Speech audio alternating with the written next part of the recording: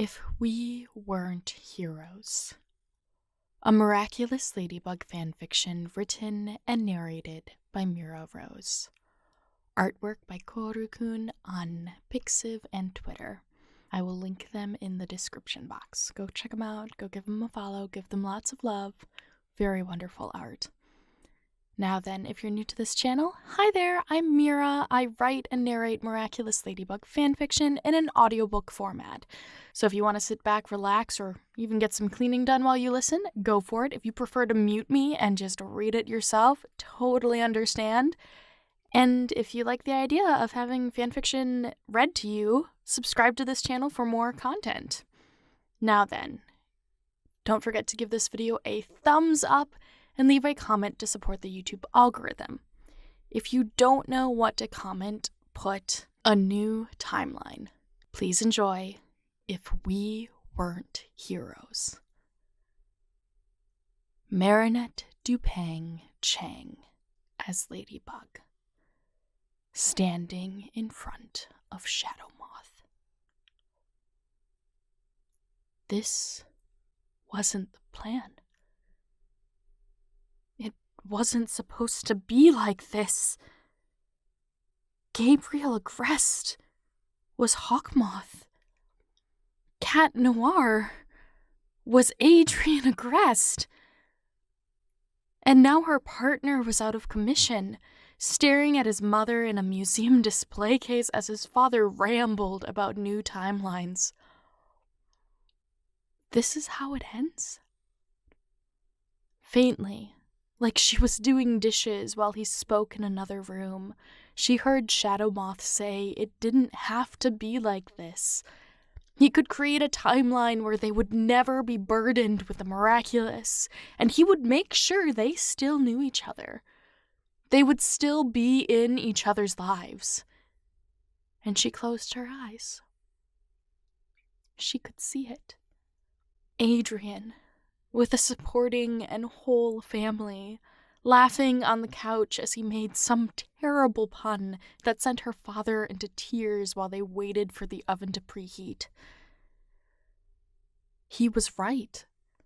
With their miraculous, they could make that happen. They could make it happen, and she could still be with her partner, who happened to be the love of her life, although she didn't plan on him being one and the same.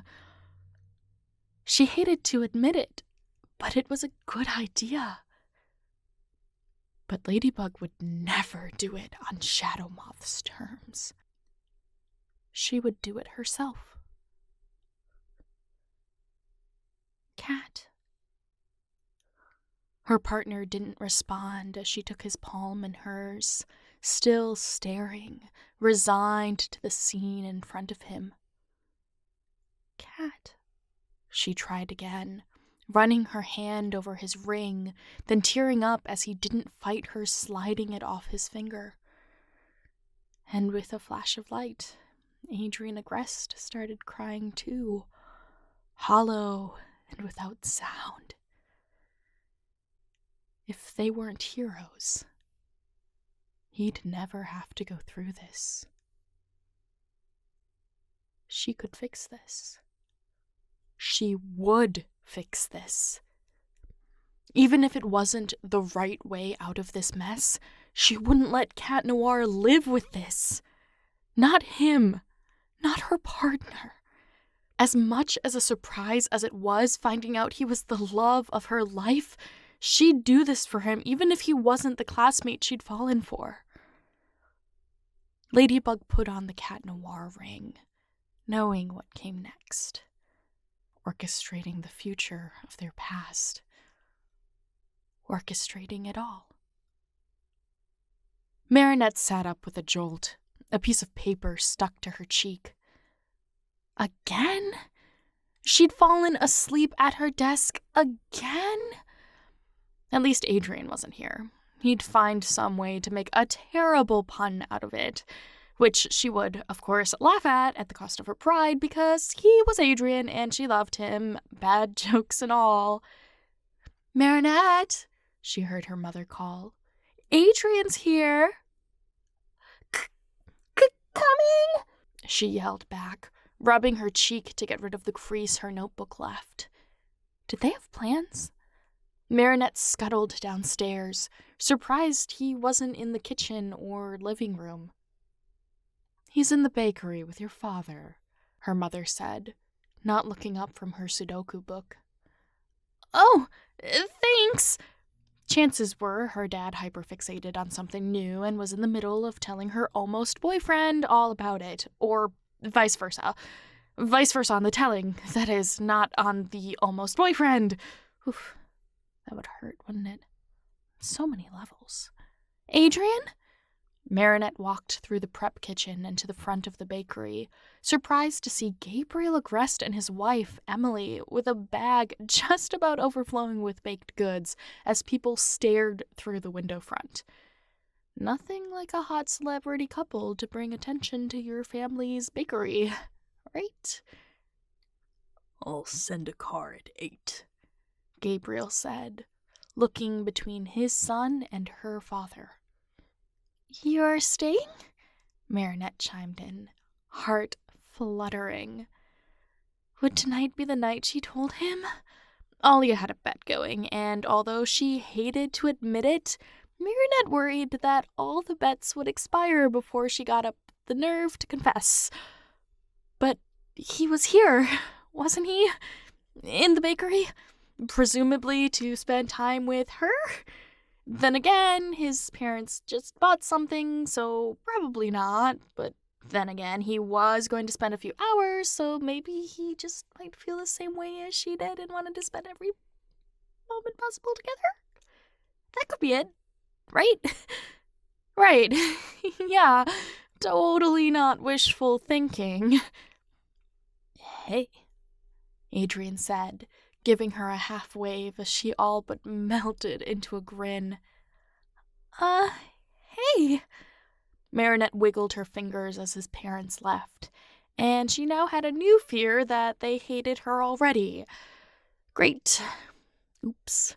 Not only was she the little baker's daughter, she didn't even have manners. Gross. Mind if I, He ran his fingers through the ends of his hair.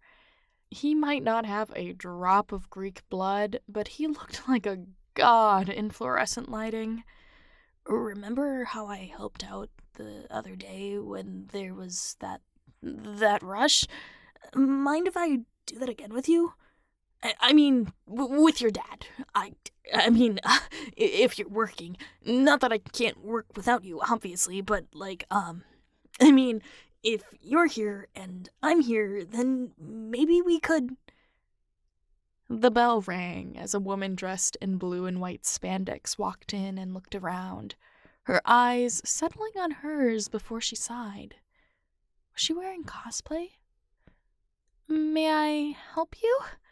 Marinette tried, tightening her smile. Hopefully Adrien could see how professional she could be and love her for it. Respect her for it. The woman turned to Adrien. Staring long enough, Marinette wondered if she had a kid who liked him. The woman was far too old for him, after all. No, she said, turning back to her. I think everything is where it needs to be this time. Excuse me? I'm happy you found peace. For you and your partner. Are you lost, ma'am? The woman sighed, then looked to the ceiling, her pink hair somehow staying perfectly in place like magic. We're in the wrong timeline, but... She took a step back and toward the door. Now that I've seen it in person, I can't help but wonder if your decision was the right one after all. Marinette exchanged a glance with Adrien, who shook his head slightly. Does your timeline need a scone? She laughed, then shook her head. No, little bug. I'm all right. Thank you. Adrien stepped in, centimeters away from Marinette, and crossed his arms as the woman left. Do you know her? I don't think so. But something felt...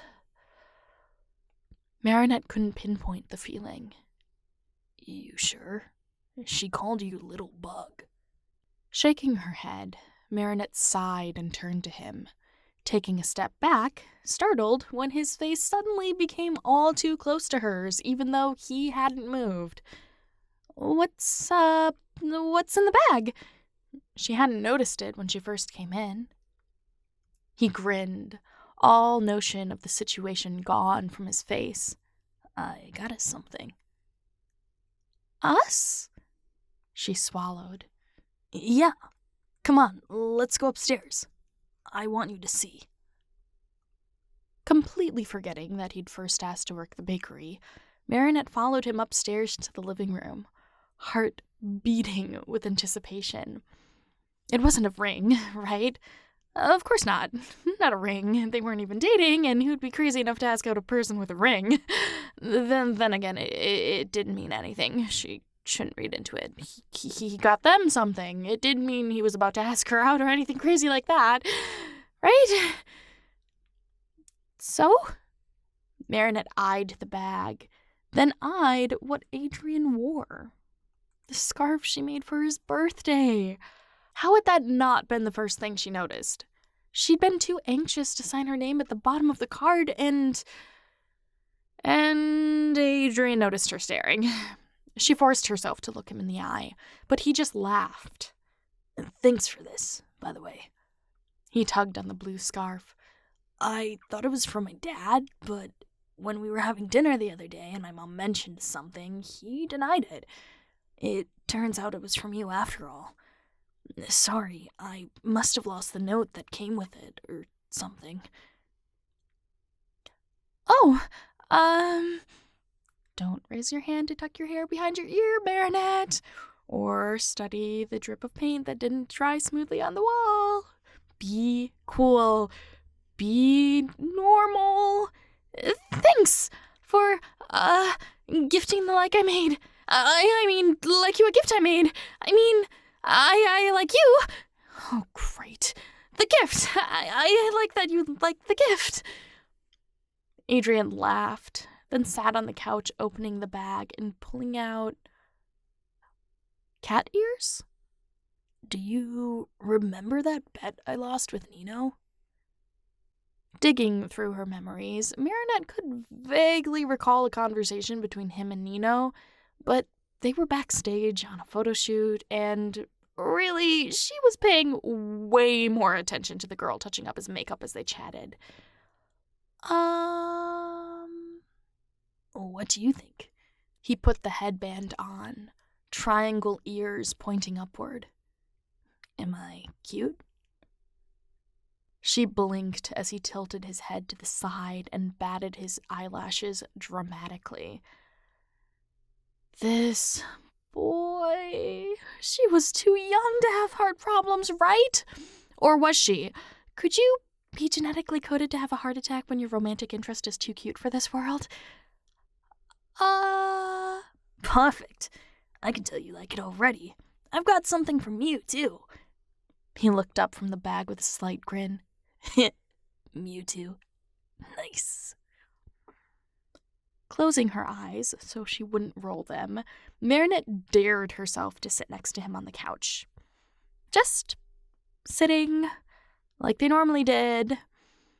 And when she did, he twisted, dipping the cushion so she landed a bit closer than planned. What's that? She tried. For you. He held out a felt hair clip, a little ladybug with black spots. I saw it at the store, and it reminded me of you. I remind you of ladybugs? Adrien looked at the ceiling, scrunching his lips and nose. Huh. I guess you do. Why? Really, Marinette? That's all you can say back? Get a grip, girl! He shrugged. Must be because you're my lucky charm. Something about this felt oddly familiar, like a dream blurred from keeping your eyes open, like a scene she orchestrated a long time ago, a scene from a place where they weren't heroes. No, that can't be right. Heroes? Where did that come from? Superheroes don't exist unless the media is praising someone's bravery. But still, the thought was odd, and the world, for a moment, seemed odd. Then, in a blink, Marinette forgot the feeling that anything was out of place and moved on. "Thank you," she said, leaning in to take it from him, only to get boinked on the nose with his fist. "Sorry!" he all but yelled, eyebrows raised as he slid his other hand around her shoulder to pull her closer. "Are you okay?" He was going to put it in her hair. Oops, and now she'd ruined it. Typical Marinette. Yeah. She touched her nose to prove it wasn't bleeding. Adrien frowned, then sighed. So he wasn't going to put it in her hair? She looked down, sulking, only to feel his hands above her ear, and she had to bite back a smile. "Want to take a photo?" Excuse me? Marinette looked up, almost causing injury number 2. "Here." Adrien twisted to pull out his phone. "To send Nino. The bet, remember?" "Oh, right." She tucked a piece of hair behind her ear, then sighed at the nervous habit.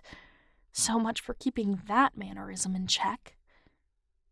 "A little higher," he said, leaning into her, and Marinette straightened her back, her knees sinking into the cushions. "You know what Nino told me the other day?" "What?" Marinette tried to keep her eyes on herself instead of this literal model on the phone screen. "That it'd be a good idea to take a picture together the day you start dating." "Huh?" She looked down, too stunned to respond, and Adrien reached up to lace his fingers between hers as he kept his phone raised. "Marinette, do you want to be my girlfriend?" It was like every word of French tumbled out of her brain and into his eyes as she stared at him. His green. Oh, goodness. Her brain almost defaulted to green orbs like she was in an Adrien Agreste paired reader fanfiction. Fanfiction that she totally didn't have notifications on for updates at one point in her life. "Marinette?" But his smile didn't seem as wide as it normally was. Do you, Could you say that again? She tried. This was a dream. This had to be. She looked up at his phone and realized it was recording video. What? Do you, He cleared his throat and sat up, still holding her hand but giving their bodies distance. will you be my... Marinette held her breath as he looked at her, then away, then back as he sighed. Want a date? Wait, no.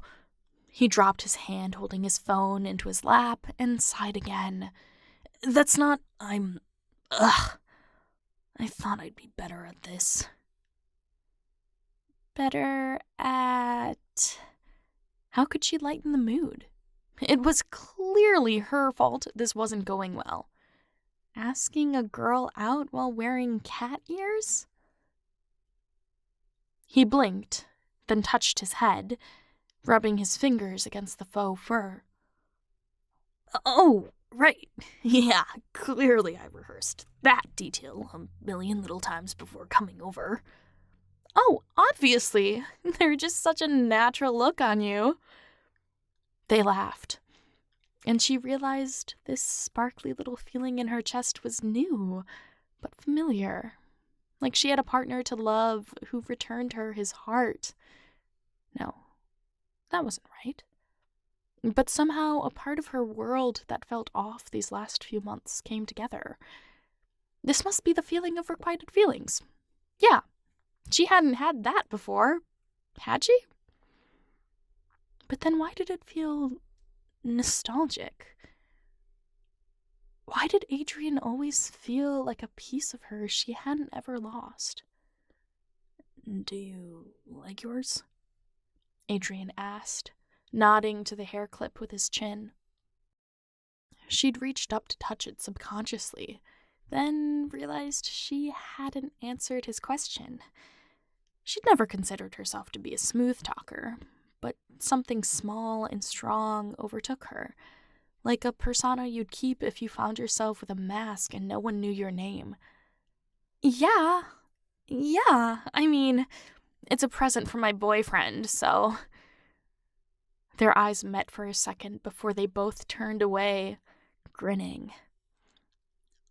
Boyfriend, huh? He ran a finger over her thumbnail. So, I have competition? What can I say? I prefer models over catboys. Adrien dropped her hand as he dropped his jaw. You take that back. Catboys are perfect boyfriends. And how would you know that? She raised an eyebrow, keeping the flow so she wouldn't have to bask in post-confession awkwardness. He puffed out his chest like a hero. Because, my lady, I am a cat. He shook his head so the ears wiggled with his hair. And what? In the night you transform into a superhero? Psh! He waved his hand in the air. Nah, that's what I think about my lover, obviously. I just chill out most days. Okay, comic boy. Then what about me? Excuse you? You loved binge-watching Sailor Moon with me, even with all your remarks about how impractical their iconic outfits were. They don't even have pockets! She all but yelled. And of course she loved binge-watching it with him. Because, well, it was with him. You don't need pockets to fight crime. Easy for you to say, you've never been without them. You realize I'm a literal model, right? She narrowed her eyes. The only time you can't carry objects is when you're under the bright lights of objectification. Adrien lost it at her joke, bending into his knees as he laughed. Okay, fine. If you had a superhero Sona, what would it be? I wouldn't, though. I'm just a normal girl with a normal life. But there's something about you no one knows yet. He dropped his voice. 'Cause you have a secret. Oh, stop it. Where was a pillow to weaponize when you need one? As if. Come on. Stuff like that makes you want to believe. Stuff like that? You mean magic? I mean things that are just... He searched for a word as he leaned back into the cushions, studying the popcorn ceiling her parents never got around to removing but always talked about. Miracle-like. Miracle-like? Yeah, like, moon prism power and all that. You could yell out, "Miracle!" and boom, fixed. Like a miracle. Fixed what? She laughed, the anxiety about post-confession awkwardness retreating to her chest so the rest of her body could relax. Wait. Was that a confession? he'd asked her to date her, so that meant he liked her. Right? Right. Don't overthink it. Yet? Damage from the baddies? The baddies. Adrien twisted his hand to get a better grip around her palm, using his other hand to show his idea like he was an Italian. Listen. I'm the cool cat, right? He didn't wait for her answer. Obviously. Handsome, funny, mysterious, blonde. The whole package, you know? And let's not forget rich. He ran a hand through his hair for emphasis as she rolled her eyes.